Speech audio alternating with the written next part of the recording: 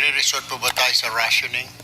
Well, it's not only us. It will be the No, kaya all wala ko countries. pakialam sa ibang bansa. Tayo po rito. Oh. Magra-ration po ba tayo? Napakadami po nating sasakyan dito. Mga kababayan natin, mga nagmumotor. So, we will have to ration. Kinita niyo po ba yung sitwasyon na yan na pipila tayo sa mga gasolinahan at meron na lang mga coupon na ibibigay sa atin na itong ration mo for 1 week. Ito ang ganito rasyon mo for 1 month. Ang tanong ko po ay kung itong year ay tatagal pa po hanggang next month, Marso, Abril, Mayo. May mga speculation po ba kayo or forecast na hanggang sa magkano po ang abot ng presyo ng ating petrolyo sa mga yung pump prices po natin? Do you make forecast now? Or speculate, hindi speculate kundi forecast. Magkano next month pag tuloy-tuloy ang giyera sa katapusan ng March, ngayong April magkano kung aabutin po ang giyera? Do you do that? Meron po ba kayong mga forecast?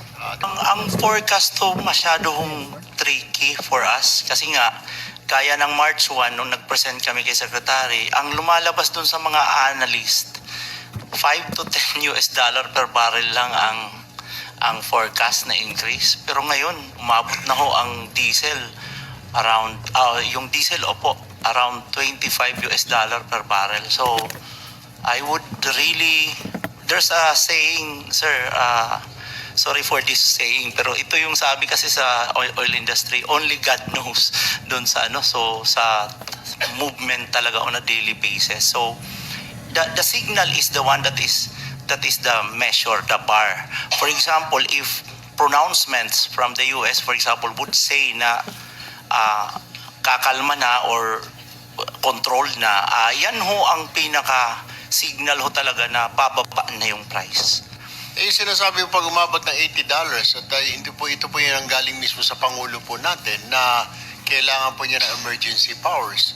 Ano ang tansya ninyo pag umabot po ng... Magkano po ba ngayon ang per barrel?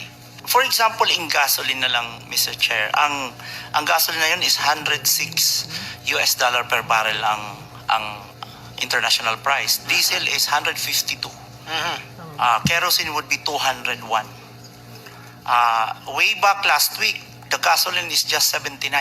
Okay, so sobra na siya sa 80. Nasa 100 Sobra na po. Ang Dubai sobra po na. is, the Dubai would be starting Monday of this week, doon po umabot. Before, ang Dubai nasa 70 lang. Okay. Bigla siyang umabot on Monday of this week, umabot ho ng 80 US dollar per barrel and consistently for the past 4 days. So, kailangan na po sa inyong palagay ng Pangulo yung emergency powers na para ma-control po ito pagsirit ng presyo ng gasolina. Paano? Sa tingin ho ninyo, aabot ba ng mga 200 ito kung umabot po tayo ng Mayo itong giyera na ito? Kasi sinasabi lang 4 to 8 weeks, sabi po ng tansya po ng DFA, baka umabot po ng $200 na po ito. Okay.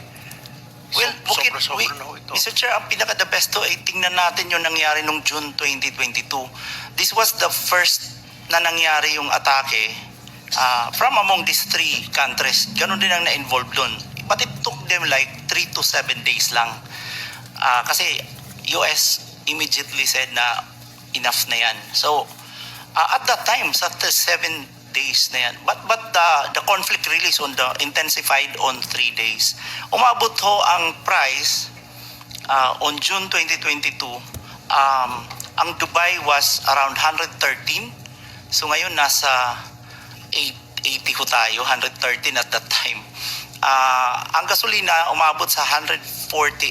Ang pump price at that time would be around 83. Sa 150 na gasolina is 83 po siya in pump price. Ang diesel at 175 at that time nasa 84. Ang kerosene 164 at that time nasa 87 ho tayo. So as of February 27 before the conflict, ang gasolina nasa 54. So, ang diesel nasa 60, ang kerosene was at 84.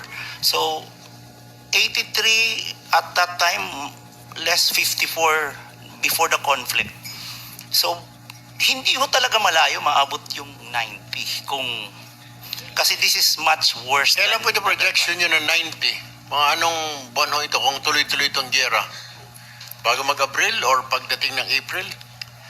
Well, by next week, effectively, we will just, kung mag-implement ng staggered, hindi masyado abot kagad. Pero kung one-time bagsakan, pwede yung umabot na po. Ng 90 pesos per liter? But to be safe, mga above 80 po. 80 per liter? Yes. Yung mga gasolina? Yes, sir. Alright. Epekto po nito, syempre, yung mga gumagamit po ng mga ika nga ng sa electricity po, yung bunker fuel, do we have from the Energy Regulatory Commission? Are we expecting pag tumaas po ng tumaas itong mga presyo po ng petrolyo, ng langis, maepektuhan po ba ang ating kuryente? Good afternoon, Mr. Chair. Based on experience, what happened in 2022 and initial simulations from the market operator, definitely po meron po yung epekto sa generation charge or sa generation rate. So maapektuhan po yung presyo din natin ng kuryente. Maapektuhan. Opo. Pero pa-summer po tayo ngayon, April, di ba dyan talaga yung full load dahil sa init, mga tao gagamit ng mga aircon, sabay-sabay, ref, electric fan. Di ho kaya ano pong assurance sa mga power generating companies po natin na hindi po sila magba-brown out dahil sa sobrang anticipate na natin at tataas po ang presyo ng mga bunker fuel din. Wala po ba silang assurance na hindi po magba-brown out tayo by the day na April, May? Kung po minit ng Energy Regulatory Commission yung Independent Power Producers Association and inassure po nila yung ERC na meron pa po tayong sapat na supply, lalo na po merong variable RE capacities tayo. So during the day, ano naman po yun, enough daw po to cover yung mga requirements. Pagdating po ng peak hours, yung hindi na magagamit yung variable RE, dun po maaaring mag-spike yung presyo natin sa WESM. Wala po ba kayong tinitignan na alternative na lugar na pagkukunan po ng ating petrolyo other than sa OPEC, Organization of Petroleum Exporting Countries? Paano po kung gumulo na yan other than Strait of Hormuz? Inutos na rin ho sa mga private oil company that mag-tender na ho sila in advance ngayon for the replenishment volume April 16 and onward. So, ginawa na ho ng mga oil companies and they're just waiting for confirmation. So, next week, magbi-meeting uli kami. New Julio. Paano na lamang ho? Well, ang una ho, ngayon nasa report to kasi na kayang mag-expand. Historically kasi taas ang US supply. May nakikitang gap ngayon na spare capacity ang US but only around 800,000. Now Russia has returned from before around 2 million ang spare. Ngayon medyo tumaas na siya. Ang natitira na estimate sa Russia would be around 400,000 barrels. So that totals to 1.2. A few of, like in Africa, probably you just, tignan ko lang ang data, sir, pero probably, nakita ko mga 4 na bansa, probably total like 400 to 500,000 additional. Asia again, Brunei, 2 million, wala na po tayo, ano. Sa Brazil and Venezuela, well, sagad ho talaga yan. So, we're just looking like a 2 million spare capacity barrels per day as against the 15 to 16 million barrels per day. So, itong 14 million, halimbawa na lang, kung sarado talaga ng pagkatagal-tagal, we're now going now to the record ng ano ba yung inventory na nandyan na ngayon, na nailabas na pero naka-standby. We're looking at SPR. We're looking at 1.5 billion barrels available SPR.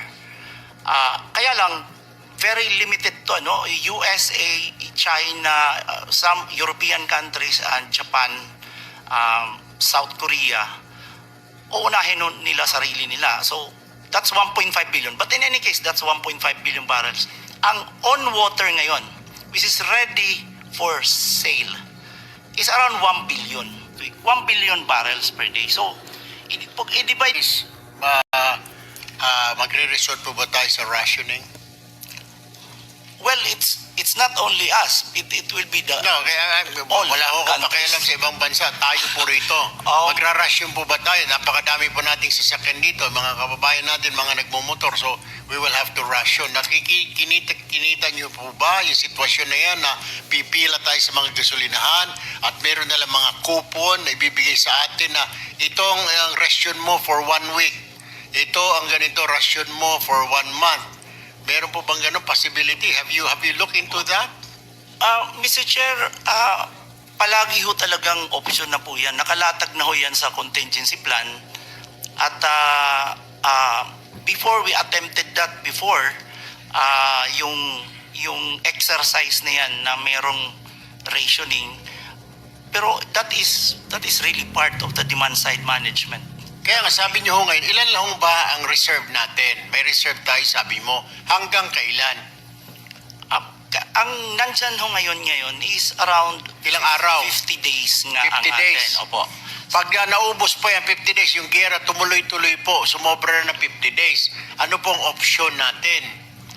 Magrarasyon na ho ba tayo? Ngayon ho, O hindi pa? ngayon ho, bumibili pa ho tayo. So, meron hong mga, lahat ngayon ng oil companies nagtitender ho ng option. So, we're looking at, by next week, malalaman ho natin kung ano na po ang mga What if this situation. pagtitender po nila failed? Because gumulo nga po. Ito nga po, yung pati pong Lebanon, Israel, may mga airstrikes na rin po ang Israel sa Lebanon at so talagang lumalawak po, di po ba? Dati limited lang po sa GCC countries. Ngayon po, pati mga Lebanon kasama na ho. Pati ngayong Oman, tinamaan din ho yata. Ginagamit po natin yan as safe haven. So, ang tanong ko ho, Director Rino, so wag magamba ang kababayan natin na magrarasyon tayo. Malayo pa ho yun. Or pwede mo na sabihin, kung maaari, magtipid na po tayo ngayon. Kung hindi naman importante ang lakad, wag na ho muna kayo mamasyal-masyal. Wag na mo muna kayo mag-joyride. Marami tayong kababayan na nag-joyride, lalo pat Friday night po ngayon. Baka pwede na magtipid-tipid, di po ba? Yeah, opo. Kasi yun nga ho, kung possible, hindi ho natin makuha yung access dun sa 1 billion barrels na yan na pwedeng makuha. At hindi rin gamitin muna ng SPR, which is around 1.5 Ano po ang billion SPR, barrels. sir? Strategic Petroleum Reserve. Okay? Hindi ho mag-release ang mga malalakihang bansa to ease out the market supply. Ngayon pa lang pinaka-the best talaga magsimula na po tayo. Kasi this week alone, nagsimula na ho talagang mag-direct ang Department of Energy sa mga oil companies na mag-access na. Kasama na nga ho yung PNOC. Pinapabili na rin ni Secretary ang PNOC ng inventory standby reserve. Apo. Kasi baka tayo po ay mapunta doon sa rationing. Opo. Ayun.